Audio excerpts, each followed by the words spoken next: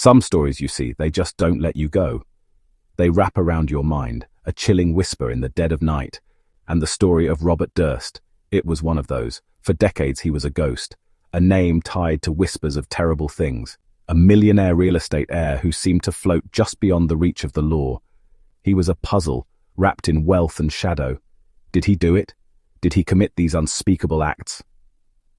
The questions lingered in the air for what felt like an eternity, hanging over 3 separate tragedies in 3 different states, all connected by the strange, unsettling presence of one man.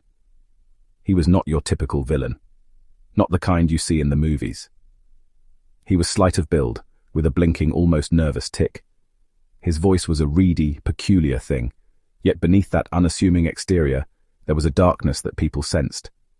He had a way of disappearing, of changing his identity. He could be a mute woman in a Texas boarding house, or just another face in the crowd.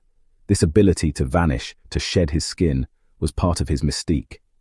It was what made him so difficult to pin down, so frustrating for the investigators who chased his shadow for years, always feeling one step behind. The name Durst was synonymous with New York City real estate. To understand the man, you have to go back to the beginning. The Durst family was New York royalty. Their name was etched onto the very skyline of the city, a testament to their power and influence. Seymour Durst, the patriarch, was a titan of industry.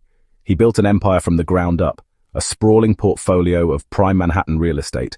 It was a world of immense privilege, private schools, sprawling estates. But for young Robert, born in 1943, this gilded cage was also a place of profound trauma, a place where the first shadows began to gather around him, long before any crime was ever committed. The defining event of his childhood was a horror. At just 7 years old, he witnessed something no child should ever see. His mother, Bernice, fell to her death from the roof of the family's Scarsdale home. The official story wavered. Was it an accident? A suicide? Young Robert would later claim his father walked him to a window to watch Mummy. It was a moment of unspeakable tragedy, a memory that would sear itself into his young mind. Psychologists would later debate the impact of this event, suggesting it was the crack in the foundation of his psyche, a wound that never truly healed and festered into something dark and dangerous. By the winter of 1982, the fairy tale was over. The marriage between Robert and Kathy Durst had curdled into something ugly. Kathy spoke of Robert's controlling nature, his dark moods, his possessiveness. She was a vibrant young medical student, on the cusp of a new life, a new career. She wanted a divorce. She wanted out. But leaving a man like Robert Durst, it seemed, was not so simple. On the night of January 31st, 1982, after an argument with Robert at their cottage in South Salem, New York, Kathy McCormick Durst vanished. She was just 29 years old. Robert's story was peculiar from the start. He claimed he drove her to the train station, to head back to their apartment in the city for her medical classes. He said he spoke to her on the phone later that night, but he didn't report her missing for 5 long days. When he finally did, his story seemed inconsistent, his demeanor strangely detached. Investigators were suspicious, but they had no body. The ghost of Kathy's disappearance might have haunted Robert Durst forever, but it was a second death nearly 2 decades later that would reignite the cold case. The victim was Susan Berman, a writer, a journalist, the daughter of a Las Vegas mobster. She was Robert Durst's closest friend. She was his fiercest confidant.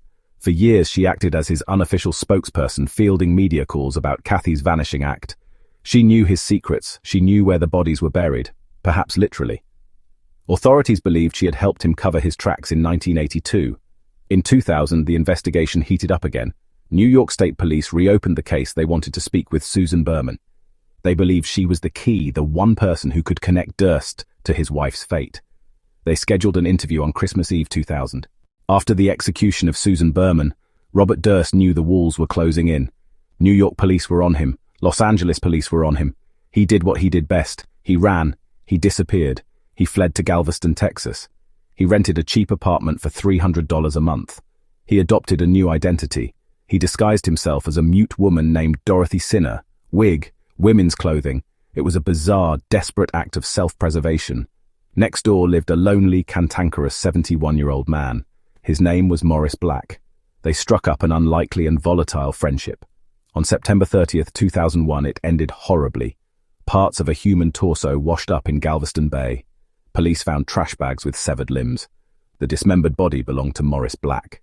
For more than a decade after his shocking acquittal in Texas, Robert Durst lived in a strange sort of limbo. He was free, but he was not clear.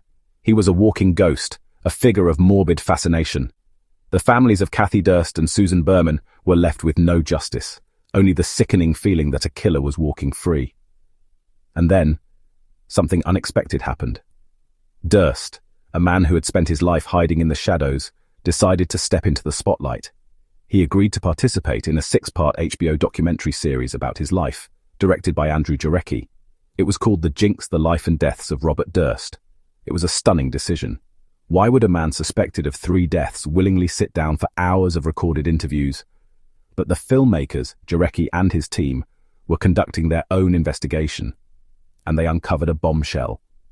The filmmakers compared the handwriting on that letter to the anonymous cadaver note. The block lettering was identical. After the interview, still wearing his microphone, he went to the bathroom. There it is. You're caught. What the hell did I do? Killed them all, of course. The hot mic confession from the Jinx was a seismic event. It was the kind of dramatic twist you only see in Hollywood movies. On March 14th, 2015, the night before the final episode aired, the FBI arrested Robert Durst in a New Orleans hotel. He was registered under a false name, a gun, a latex mask, nearly $43,000 in cash. It was clear he was preparing to run again, to disappear one more time. But this time, there would be no escape. He was extradited to Los Angeles to finally stand trial for the murder of his friend, Susan Berman. The trial began in early 2020. It was delayed for over a year by the COVID-19 pandemic. It was the culmination of 4 decades of suspicion. Prosecutors laid out their powerful theory of the case. They argued that Durst had killed Kathy in 1982. Fearing Susan Berman would tell police what she knew, he flew to California. He executed her in 2000 while hiding out in Galveston. He killed his neighbor Morris Black to protect his identity. Durst himself, now frail and in a wheelchair, took the stand in his own defense. But this time the evidence was too overwhelming.